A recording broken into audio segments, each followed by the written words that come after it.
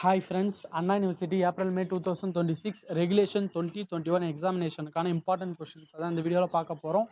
இந்த வீடியோவில் பார்த்தீங்கன்னா இன்ஜினியரிங் கிராஃபிக்ஸ் இஜி பேப்பருக்கான பார்ட் பிக்கான 5 யூனிட்டுக்கான இம்பார்ட்டன்ட் டாபிக்ஸ் அண்டு எப்படி இந்த பேப்பரை வந்து கிளியர் பண்ணலாம் அப்படின்னு சொல்லிட்டு தான் இந்த வீடியோவில் பார்க்க போகிறோம். வீடியோ ஸ்கிப் பண்ணாமல் ஃபுல்லாக பாருங்கள்.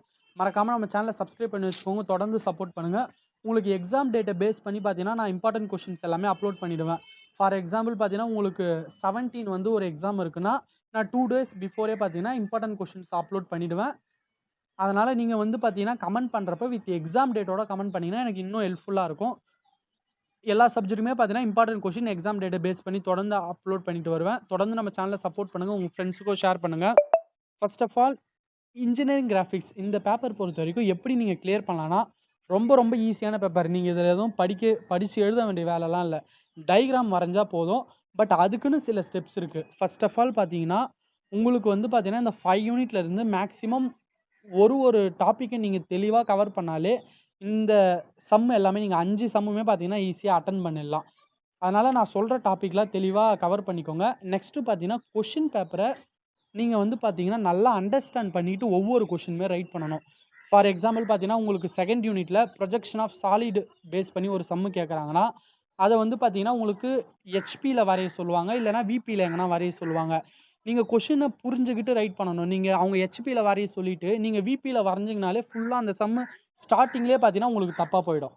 அதனால் பார்த்தீங்கன்னா கொஷினை எவ்வளோ நம்ம அண்டர்ஸ்டாண்ட் பண்ணிக்கிறோமோ, ஏன்னா மெஷர்மெண்ட்லாம் ரொம்ப முக்கியம். அதனால் அதில் இருக்க டைமென்ஷன்ஸ் நீங்கள் வந்து பார்த்தீங்கன்னா வரைஞ்சிட்டு அதோடைய டைமென்ஷன்ஸை நீங்கள் மென்ஷன் பண்ணி காமிக்கணும். இந்த பேப்பர் பொறுத்த வரைக்கும் அதெல்லாம் ரொம்ப இம்பார்ட்டண்ட்டாக பார்ப்பாங்க. அதோட சென்டிமீட்டரோ இல்லை அது எந்த டைமென்ஷன்ஸில் இருக்கோ, எம்எம்மில் இருக்கும், அதில் நீங்கள் மென்ஷன் பண்ணி காமிக்கணும். அதுக்கப்புறம் பார்த்தீங்கன்னா கொஷின் பேப்பரை அண்டர்ஸ்டாண்ட் பண்ணிவிட்டு அதுக்கப்புறம் ரைட் பண்ண பாருங்கள். ஏன்னா டயக்ராம்ஸ் பொறுத்த வரைக்கும் கரெக்டாக இருக்கணும்னு பார்ப்பாங்க. அண்ட் டயக்ராம்ஸை நீட்டாக வரைங்க. பார்த்த உடனே பார்த்தீங்கன்னா ஒரு நீட்டாக ப்ரெசன்டேஷன் இருக்கணும். நீங்கள் ஒரே டயக்ராமாக இரேசரால் அழைச்சி அந்த இடத்த வந்து நீங்கள் ரொம்ப ஒரு அழைச்சி நீங்கள் வரைஞ்சிங்கன்னா அது பார்க்க நீட்டாக தெரியாது. அதனால் எவ்வளோ நீங்கள் டயக்ராமை நீட்டாக ப்ரெசென்ட் பண்ண முடியுமோ, ஒரு ரஃப் டயக்ராம் கூட நீங்கள் ப்ராக்டிஸுக்கு போட்டு பார்த்துட்டு சாம்பிளாக எப்படி வரும்னு போட்டு பார்த்துட்டு கூட அதுக்கப்புறம் ப்ரொசீட் பண்ண ஆரம்பிங்க.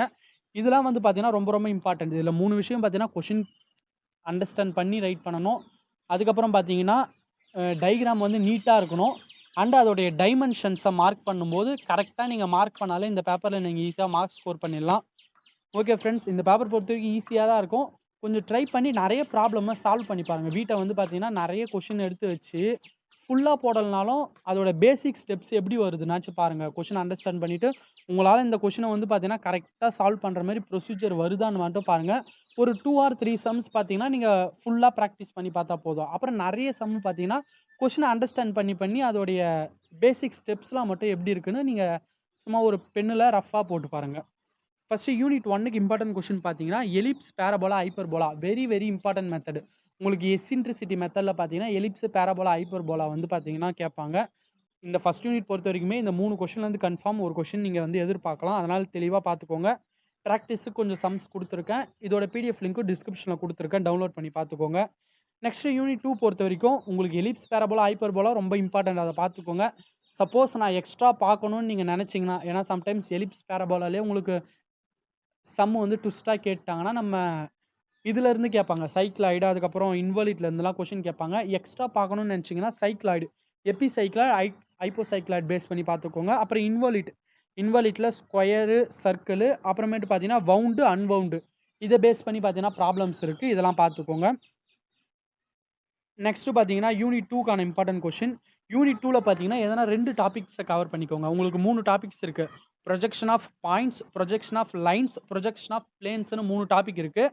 இல்லை பிளேன்ஸ் பொறுத்த வரைக்கும் பார்த்தீங்கன்னா உங்களுக்கு ஸ்கொயர் பேஸ் பண்ணி கேட்கலாம், ரெக்டாங்கிள் பேஸ் பண்ணி கேட்கலாம், சர்க்கிள், எக்ஸகனல், பென்டகனல் இந்த 5 பேஸ் பண்ணி பார்த்தீங்கன்னா கேட்பாங்க. இதான் உங்கள் சிலபஸ்லையும் கொடுத்துருக்காங்க.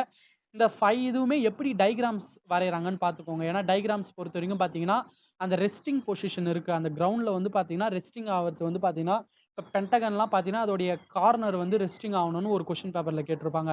இன்னொரு கொஷினில் பார்த்தீங்கன்னா சைடு வந்து அதோட ரெஸ்டிங் ஆகணும் அப்படின்னு நம்ம பார்க்குறப்ப நம்ம டயக்ராம்ஸ் வந்து பார்த்தீங்கன்னா அதோட இனிஷியல் ஸ்டேஜே மாறும். இனிஷியல் ஸ்டேஜே நீங்கள் தப்பாக போட்டுட்டிங்கன்னா உங்களுக்கு ஃபுல்லாக ஆன்சர் வந்து தப்பாக வந்துடும். அதனால் அதெல்லாம் ப்ராக்டிஸ் பண்ணி பாருங்கள். இந்த மெத்தடில் ஒவ்வொரு சம்மு வந்து பார்த்தீங்கன்னா அந்த ஸ்டார்டிங் ஸ்டேஜ் மட்டுமாச்சும் போட்டு பாருங்கள். இல்லை projection of lines and planes தெளிவாக பார்த்துக்கோங்க. பாயிண்ட்ஸ் பொறுத்த வரைக்கும் ரேர் தான் கேட்கறதுக்கு. லைன்ஸு பிளேன்ஸ் இது ரெண்டும் தெளிவாக பார்த்துக்கோங்க. ஈஸியாக இருக்கும் இந்த லெசன். நெக்ஸ்ட் யூனிட் 3க்கான இம்பார்ட்டன்ட் கொஸ்டின் பொறுத்த வரைக்கும் பார்த்தீங்கன்னா இதில் வந்து 2 டாபிக் இருக்குது. Projection of solid, free and sketch based diagram, இது 2 இருக்குது. இது 2 தெளிவாக, ரெண்டுத்தில் எதனா ஒன்று தெளிவாக பார்த்தா போதும். அதில் ப்ரொஜெக்ஷன் ஆஃப் சாலிட் வந்து பார்த்தீங்கன்னா ரொம்ப யூஸ்ஃபுல்லாக இருக்கும். ஏன்னா சம்டைம்ஸ் பார்த்தீங்கன்னா உங்களுக்கு ஃப்ரீ அண்ட் ஸ்கெட்ச் கேட்காம 2 கொஸ்டினுமே பார்த்தீங்கன்னா ப்ரொஜெக்ஷன் ஆஃப் சாலிட்லேயே கூட கேட்டிருக்காங்க. அதனால் சொல்கிறேன். ப்ரொஜெக்ஷன் ஆஃப் சாலிடில் பொறுத்த வரைக்கும் ப்ரிசம் கேட்பாங்க. ப்ரிசமில் ஸ்கொயர் ப்ரிசம், பென்டகல் ப்ரிசம் இருக்குது. அப்புறம் பிரமிட் கேட்பாங்க. ஸ்கொயர், ஹெக்ஸகனல், பென்டகனல் கேட்பாங்க. அப்புறம் கோன், கியூப், சிலிண்டர் இதை பேஸ் பண்ணி தான் வந்து பார்த்தீங்கன்னா ப்ராப்ளம்ஸ் கேட்பாங்க. இதை பேஸ் பண்ணி சம்ஸ் ஒர்க் அவுட் பண்ணி பாருங்க. நெக்ஸ்ட் யூனிட் 4க்கு பொறுத்த வரைக்கும் பார்த்தீங்கன்னா அதுமாதிரி 2 டாபிக் இருக்குது. Projection of sectioned solid, development of surface. உங்களுக்கு யூனிட் 3 தெரிஞ்சால் தான் யூனிட் 4 வர முடியும். அதனால் யூனிட் 3 தான் ரொம்ப ரொம்ப பேஸ். இந்த யூனிட் 4 யூனிட் 5க்குலாம் யூனிட் 3 ரொம்ப ரொம்ப பேஸு. அதனால் யூனிட் 3 தெளிவாக படிங்க. இல்லை ப்ரொஜெக்ஷன் ஆஃப் செக்ஷன்டு சாலிட் இந்த டாபிக் கவர் பண்ணால் ஓகே. இல்லை டெவலப்மெண்ட் ஆஃப் சர்ஃபேஸ் இது கவர் பண்ணால் ஓகே. இது ரெண்டுத்தில் எதனா ஒன்று கவர் பண்ணிக்கோங்க. இதில் எதை பேஸ் பண்ணினா ப்ரிசம், பிரமிட் அண்ட் கோன் இதை பேஸ் பண்ணி கேட்பாங்க. நெக்ஸ்ட் யூனிட் 5லையும் அதே மாதிரி 2 டாபிக் இருக்குது. ஒன்று ஐசோமெட்ரிக், இன்னொன்று பார்த்தீங்கன்னா பர்செப்டிவ் ப்ரொஜெக்ஷன். இந்த 2 டாப்பிக்லேருந்து நீங்கள் எதனா ஒன்று கவர் பண்ணால் போதும்.